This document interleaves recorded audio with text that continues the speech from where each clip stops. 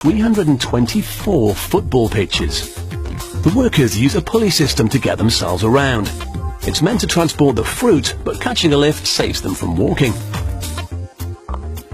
Modern bananas are sterile, so each new plant must be taken from an old cutting.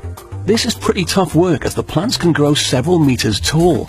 If the workers didn't replant each year, the plantation would stop producing.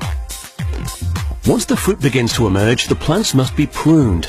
The large purple flowers at the base divert energy that will produce bigger, tastier bananas, so the workers remove it.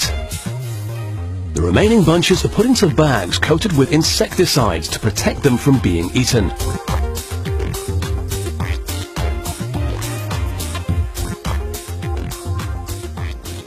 To keep the insects at bay, the crops are also sprayed, but not by an aeroplane. They use a high-tech chopper, which is more agile. It's controlled by satellite technology, which stops local workers being covered with pesticides in their own homes.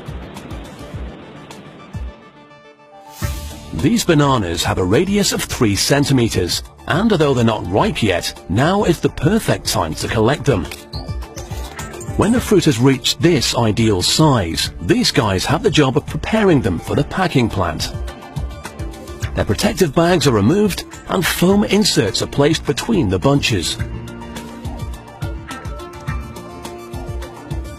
If the fruit have even the tiniest bruises, UK customers leave them on the shelf, so they're protected right from the start.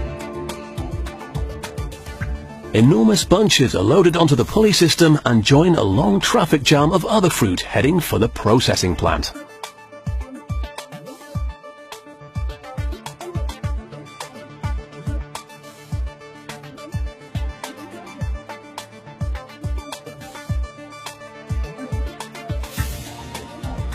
Now, you'd need an enormous trolley to buy a bunch of 60 bananas with your weekly shopping, so now they're separated into smaller ones before being sent for a bath.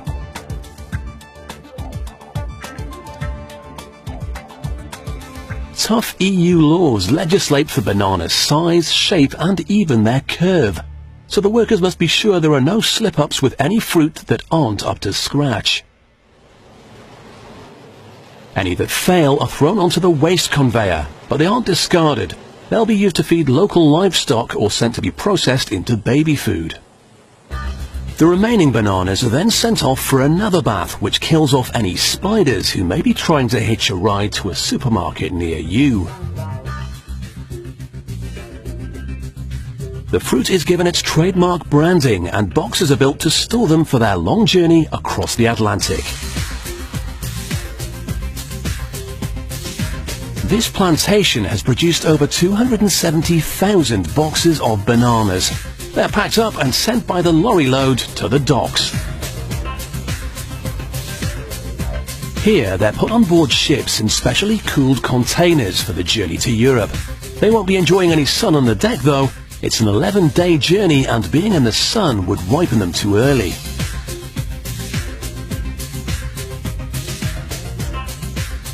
When they're finally unloaded, the bananas are still green.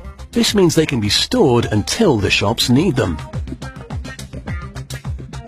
They're stacked in sealed ripening rooms. When the stores need them, these rooms will be flooded with ethylene gas. This gas ripens the bananas at a regular, measurable pace, which means the stores know exactly when they are ready for the shelves.